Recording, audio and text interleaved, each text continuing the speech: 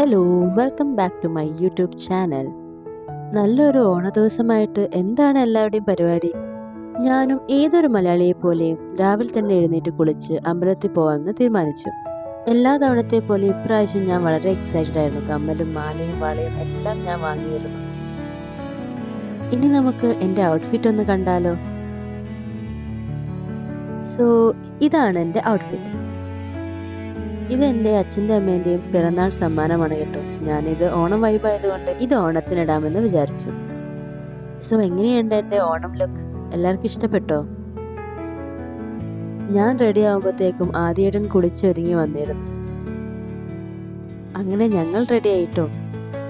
എങ്ങനെയുണ്ട് ഞങ്ങൾ രണ്ടുപേരെയും കാണാൻ? ഇതാണ് ആദ്യേട്ടൻ്റെ ഔട്ട്ഫിറ്റ്, ഇതും എൻ്റേതും. ആദ്യം ഞങ്ങൾ പോയത് ഒടുമ്പ്ര ശ്രീ ഭഗവതി ക്ഷേത്രത്തിലേക്കാണ്. ഒപ്പു ചേച്ചിയും ഉണ്ടായിരുന്നു കൂടെ.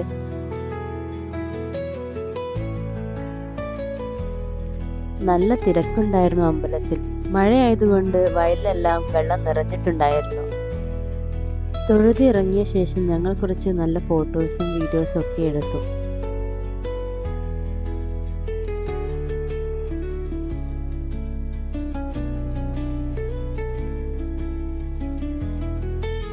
പിന്നെ ഞങ്ങൾ ശ്രീകണ്ഠേശ്വര അമ്പലത്തിൽ പോയി. അവിടെയും നല്ല തിരക്കുണ്ടായിരുന്നു. എൻ്റെ അച്ഛനും അമ്മയും അച്ഛമ്മയും ഏട്ടനും അവിടെ എത്തിയിരുന്നു. ഇതാണ് കേട്ടോ എൻ്റെ അച്ഛമ്മ. അച്ഛമ്മയുടെ വയസ്സ് ഇപ്പോഴും ഒരു അൺനോൺ ഫാക്ടറാണ്. കാരണം അച്ഛമ്മ ജനിച്ച വർഷമോ ഒന്നും ഞങ്ങൾക്ക് അറിയില്ല. കൂട്ടി നോക്കുമ്പോൾ ഒരു 100 വയസ്സിന് മേലെ ഉണ്ടാവുമെന്നാണ് ഞങ്ങൾ കരുതുന്നത്. ഈ അമ്പലത്തിൻ്റെ ഹാളിൽ വെച്ചിട്ടാണ് എൻ്റെ കല്യാണം കഴിഞ്ഞത്. ഞങ്ങളുടെ കല്യാണം ചെറിയോണത്തിൻ്റെ അന്നായിരുന്നു. കൃത്യം ഡേറ്റ് പറയുകയാണെങ്കിൽ സെപ്റ്റംബർ 14. ഇപ്രാവശ്യം ഓണം നേരത്തെയാണ്. പിന്നെ ഞങ്ങൾ തൊഴുതിറങ്ങി. അച്ഛനും അമ്മയും ഏട്ടനും അച്ഛമ്മയും വീട്ടിലേക്ക് യാത്രയായി.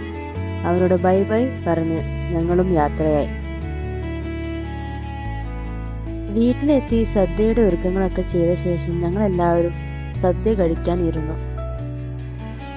ഒരു മിനി സദ്യ തന്നെ വേണമെന്ന് പറയാം. എല്ലാവരും പോലെ തന്നെയും ഇവനും ഞങ്ങളുടെ അംഗമാണ്. ടോബി എന്നാണ് ഇവന്റെ പേര്. ഓണമായതുകൊണ്ട് ഇവനും ഒട്ടും കുറച്ചില്ല.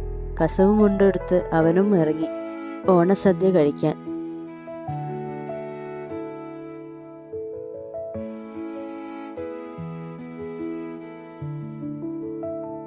ഇലയിൽ സദ്യ കിട്ടിയ സന്തോഷത്തിലായിരുന്നു ടോബി. നോക്കൂ, അവൻ കഴിക്കുന്നത് കണ്ടോ നിങ്ങളെല്ലാവരും? അവൻ എന്ത് രസത്തിലാണല്ലേ പപ്പടം തിന്നുന്നത്. പുളിയും അവിയലും എല്ലാം അവൻ തിന്നു.